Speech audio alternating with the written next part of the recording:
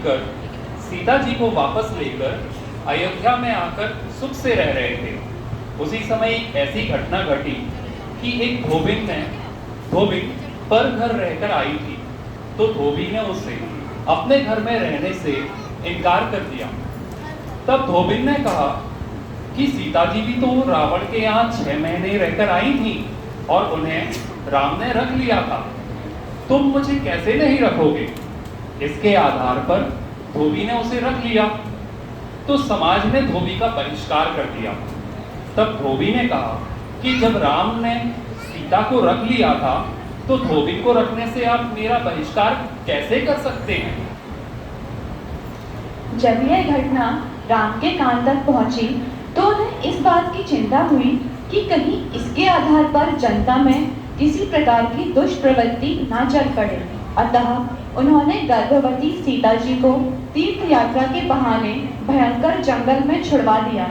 वहां पर किसी व्यक्ति ने उन्हें धर्म की बहन बनाया और उसके पास रहकर सीता ने लव और कुश को जन्म दिया।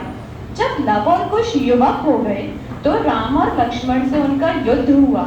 जब यह पता चला कि लव और कुश तो राम के ही बेटे हैं, तो राम उन्हें ससम्मान घर में रखने के लिए तैयार हो गए, पर सीता जी को रखने से इनकार कर दिया। सबने बहुत समझाया। तब राम ने सीता से अग्नि परीक्षा देने को कहा। राम के आदेशानुसार सीता ने अग्नि परीक्षा दी और उसमें पास भी हो गई। राम ने उन्हें घर में रहने के लिए बहुत मनाया, पर सीता ने घर में रहना स्वीकार नहीं किया और वे दीक्षा लेकर वन में चली गई। बात यहीं से आरंभ होती है।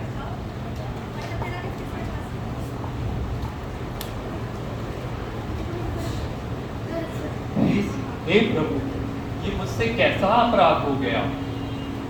मैंने अपनी सीता को नहीं पहचाना, अब मैं इसको कहीं नहीं जाने दूंगा, अब मैं इसको यहीं रोक दूंगा।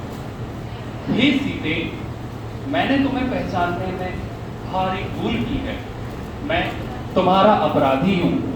आज मैं बहुत बेबल और दुखी हो रहा हूँ, मेरा अपराध क्षमा करो। हे स्वामी, इसमें आपका कोई दोष नहीं है। मैंने पिछले भवों में कोई भयंकर अपराध किए होंगे, उसके फल में मुझे यह दंड मिला है। वस्तुतः क्या बात तो यह है कि जगत के सारे संयोग निश्चित हैं। सीता जो ये कह रही है, ये तो उसके तत्व ज्ञान का बल है, पर अवश्य ही उसको मेरे कारण अनेक दुखों का भोगना पड़ा। वन में उसका अपहरण हुआ, तो उसमें उसका क्या अपराध था? वो लंका में 6 महीने रही और हम उसे वहां से छुड़ा ना पाए, तो उसमें सीता का क्या अपराध था? उसने तो हमें पुकारा था, लेकिन हमने इसके बदले में सीता को क्या दिया? निर्जन वनवास। क्या मेरा यह कार्य उचित था? हे स्वामी, धोखे से जंगल में छुड़वा देना क्या एक यही रास्ता था? कोई अन्य उपाय नहीं हो सकता था? क्या ऐसा नहीं हो सकता था कि मुझे आर्यिकाओं के आश्रम में भेज देते, संतों के समागम में भेज देते, तीर्थ क्षेत्रों पर भेज देते, जहां मैं निरापद धर्म ध्यान करती रहती, मुझे इतने दुख नहीं भोगने पड़ते? इस बारे में थोड़ा तो सोचना चाहिए था। जो अग्नि परीक्षा आज ली गई, वह उस दिन भी तो ली जा सकती थी, जब आपने मुझे जंगल में एकाकी छोड़ने का निर्णय लिया था। सही ही कह रही है सीता। अगर मुझे सीता के सतीत्व में शंका थी, तो मैं उसको घर ही क्यों लाया? और अगर मुझे उसकी पवित्रता का विश्वास था, तो लोगों के सोचने बोलने से क्यों घबराया? जनता क्या जाने सीता को, जनता क्या जाने सीता की पवित्रता को, लेकिन मुझे तो उस पर विश्वास था ना। तब फिर क्यों मैंने लोपापवाद के भय से सीता को जंगल में छुड़वा दिया? तुम्हारे जाने का मुझे भी बहुत दुख था सीते। अब आगे कभी ऐसा नहीं होगा। हे नाथ, आपने मुझे छोड़ा तो छोड़ा, मुझे छोड़ने से आपको थोड़ी बहुत तकलीफ हुई होगी, पर यदि दुनिया के कहने से धर्म को छोड़ दोगे तो अनंत भवों में अनंत दुख भोगने पड़ेंगे। इसीलिए दूसरों के कहने पर किसी को छोड़ देने की आदत अच्छी नहीं है। चलो जो हुआ सो हुआ, लेकिन अब मुझे इस संसार का स्वार्थी स्वरूप समझ आ गया है।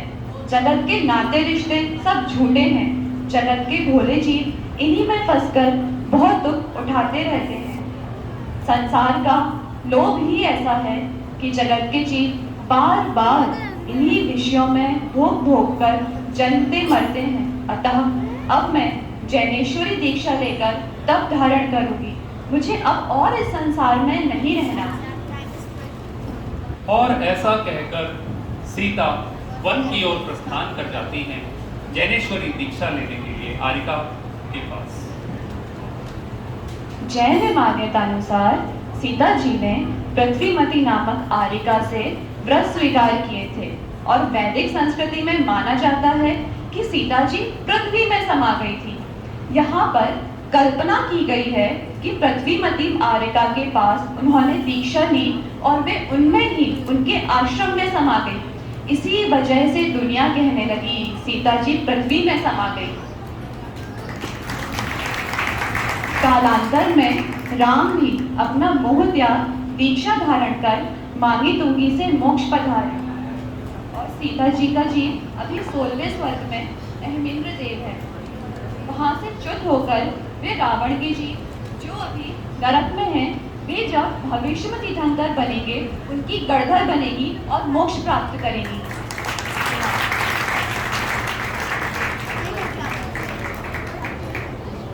वास्तव में महापुरुषों का जीवन एक किताब से कम नहीं होता, लेकिन इस छोटे से प्रसंग से, इस छोटे से प्रकरण से भी हम बहुत कुछ सीख सकते हैं। तो क्या है इस छोटे से प्रकरण से हमें मिली शिक्षाएं? पहली शिक्षा ये कि सीता जी ने कितनी प्रतिकूलताओं में कितनी प्रतिकूलताएं देखी, कितने कष्ट झेले, लेकिन उन्होंने अपना धैर्य कभी नहीं खोया। यह उनके आत्मज्ञान का ही बल था।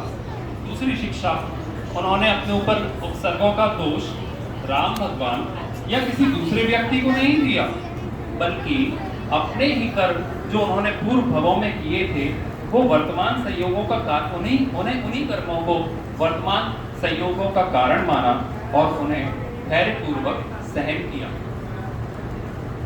और तीसरी आखिरी शिक्षा जो हम इस प्रकरण से ले सकते हैं वो यह है कि जब इंसान अपने ऊपर आई मुसीबतों, परेशानियों, दोष, दूसरों को दोष नहीं देकर अपने ही कर्मों को देता है, तब उसे दूसरों पर क्रोध भी नहीं आता।